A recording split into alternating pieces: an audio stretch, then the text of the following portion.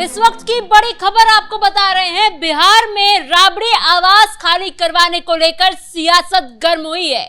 रोहिणी आचार्य का एक नया बयान सामने आ गया। उन्होंने आरोप लगाया है सम्राट चौधरी पर कि ये तुगलकी फरमान जारी कर दिया गया है, मेरे परिवार को परेशान करने की कोशिश की जा रही है और इससे लोकतंत्र की हत्या तक बता दिया है रोहिणी आचार्य ने। इसी पर और जानकारी के लिए मेरे साथ मौजूद है मेरे सहयोगी हर्ष भारद्वाज जी। सर, रोहिणी आचार्य का भी बयान सामने आ गया है। पहले से ही सियासत बेहद गर्म है राबड़ी आवास को लेकर, लेकिन ऐसे में उनका ये कहना कि तुगलकी फरमान है और चाहे कुछ भी हो जाए आवास तो खाली नहीं होगा, कहां तक सही माना जा सकता है? देखिए, बिल्कुल भी सही नहीं है। रोहिणी आचार्य तो ये कह रही है कि जिसकी हिम्मत है वो आगे आए और ये खाली करके आवाज दिखा रही है, यानी खुली चुनौती वो सम्राट चौधरी को दे रही है, जिस मामले में आगे आने वाले समय में केस तक हो सकता है। और ऐसा हम इसलिए कह रहे हैं क्योंकि अगर बात करें नंद किशोर राम की, तो उन्होंने ये आरोप लगाया है कि मैं दलित हूं, इसलिए जानबूझकर लालू का परिवार वहां से नहीं हट रहा है, राबड़ी देवी आवास को खाली नहीं कर रही हैं। और आगे आने वाले समय में इस मामले में राबड़ी देवी पर भी एक्शन हो सकता है और रोहिणी आचार्य पर भी, क्योंकि रोहिणी आचार्य के जो शब्द हैं वो ठीक नहीं है और वो बार बार ये कह रही हैं कि जिसकी हिम्मत है वो सामने आए और बंगले को खाली करके तो दिखाए। यानी प्रशासन को ये खुली चुनौती है। हालांकि इससे पहले अगर बात करें पुलिस प्रशासन की, तो आज सुबह ही हमने देखा था कि किस तरीके से बड़े अधिकारी राबड़ी के पास गए थे, उन्हें समझाने की कोशिश की गई थी और ये बताया गया था कि आपके खिलाफ नोटिस जारी कर दिया गया है, यानी आवास को लेकर कि आप आवास खाली कर दीजिए। लेकिन जो झल्लाई हुई थी राबड़ी देवी, अब क्या मान गई हैं या फिर नहीं, ये देखने वाली बात होगी, क्योंकि जो पुलिसकर्मी वहां पहुंचे हैं, क्योंकि आवास के बाहर देखिए इस वक्त भी फोर्स तैनात है और पुलिस बल लगातार समझाने की कोशिश करे। जो बड़े अधिकारी हैं वो कह रहे हैं कि आवास से आपको निकलना होगा क्योंकि ये दूसरे को आवंटित कर दिया गया है, दूसरे मंत्री को आवंटित किया गया है।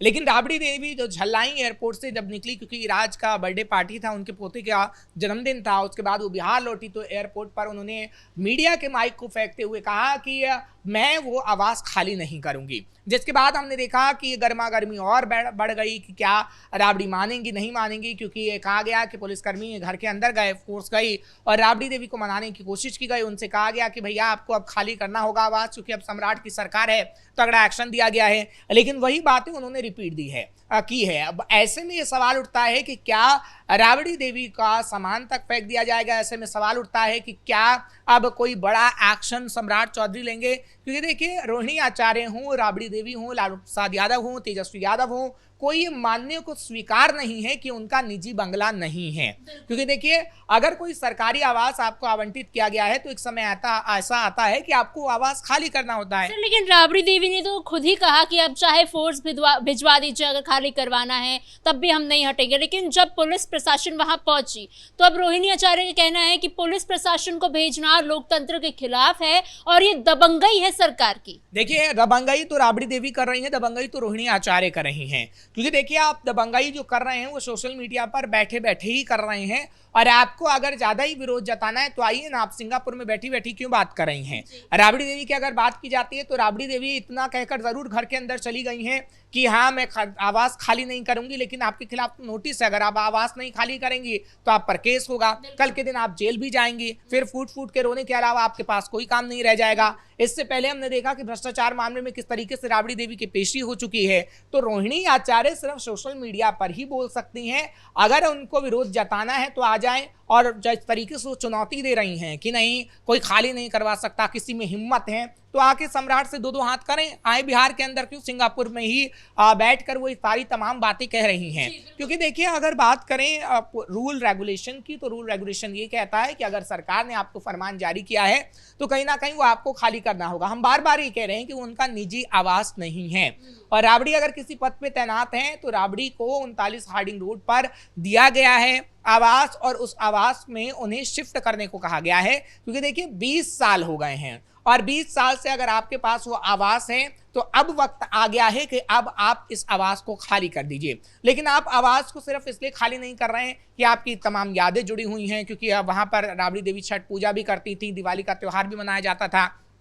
लेकिन सबसे बड़ी वजह यह है कि राबड़ी देवी ने वहां पर एक कार्यालय बनाने का भी काम किया, जो आरजेडी का कार्यालय कहा जाता है, और वहां पर तमाम लोग आज भी आते हैं। इसलिए राबड़ी देवी को थोड़ी हिचक लग रही है कि कैसे हम वहां से बाहर निकलें, क्योंकि देखिए वो काफी बड़ा बंगला है और कहा जाता है कि जो तमाम सुख सुविधाएं हैं वहां पर राबड़ी देवी को मिलती हैं। सर लेकिन जिस तरीके से राबड़ी देवी वहां बिल्कुल कब्जा ही करके बैठ गई है, उन्हें भी पता है, वो भी पहले मुख्यमंत्री रह चुकी है, उनके परिवार से लालू प्रसाद यादव भी मुख्यमंत्री रह चुके, उप मुख्यमंत्री भी निकले हैं उनके परिवार से।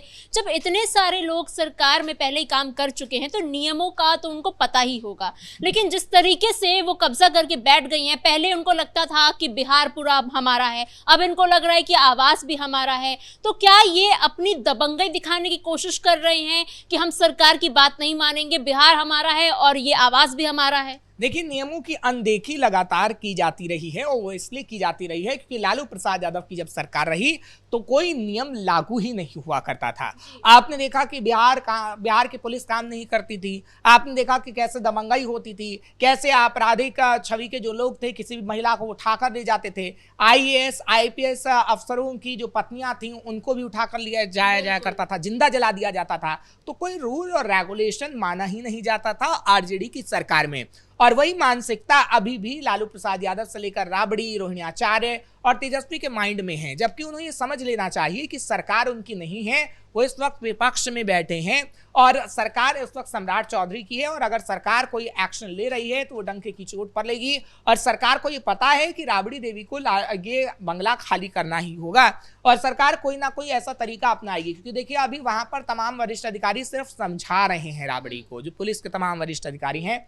लेकिन कल के दिन अगर राबड़ी देवी का हाथ पकड़कर बाहर निकाला जाएगा तो राबड़ी देवी को दिक्कत हो सकती है। फिर वो बोलेंगी कि देखिए मेरे को कैसे घर से घसीट कर बाहर निकाला। क्या ये राबड़ी देवी इसी चीज का इंतजार कर रही है कि ऐसा कुछ एक्शन लिया जाए ताकि वो फिर से विक्टिम कार्ड खेल सके, सरकार को दोषी दिखा सके?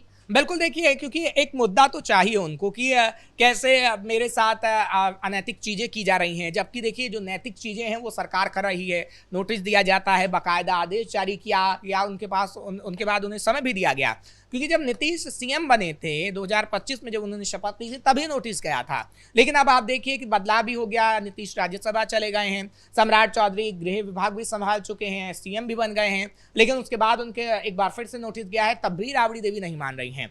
और आपने ठीक कहा कि एक बड़ा मुद्दा जानबूझकर इसे बनाया जा रहा है कि देखिए कैसे विपक्षी पार्टियों के साथ जबरदस्ती की जाती है, जबकि ये कोई जोर जबरदस्ती नहीं है। और राबड़ी देवी का जो झल्लाना मीडिया के सामने इस बात को साबित कर रहा था कि राबड़ी देवी उस मूड में आ गई हैं कि किस तरीके से वो जोर जबरदस्ती सत्ता पक्ष से करेंगी और एक सेंसिटिव टच करने की कोशिश आम जनता से करेंगी कि देखिए कैसे एक पूर्व महिला मुख्यमंत्री को आप घर से बेघर कर रहे हैं, जबकि घर से बेघर भी नहीं किया गया है, आपको 39 हार्डिंग रोड पर आवास आवंटित किया गया है। और तो और आपके पास कोई पैसों की भी कमी नहीं है इतनी, आप जो महुआ बाग का निजी बंगला बनवा रही हैं वहां पर भी जाकर रह सकती हैं। हालांकि वो बंगला अभी पूरी तरीके से बना नहीं है, लेकिन तेजस्वी यादव का बंगला दिल्ली में भी है, आप वहां पर भी रह सकती हैं अगर आपको इतनी तकलीफ है तो। लेकिन आप उन बंगलों को इसलिए नहीं चुन रही हैं क्योंकि आपको यहाँ पर सिर्फ सियासत करनी है।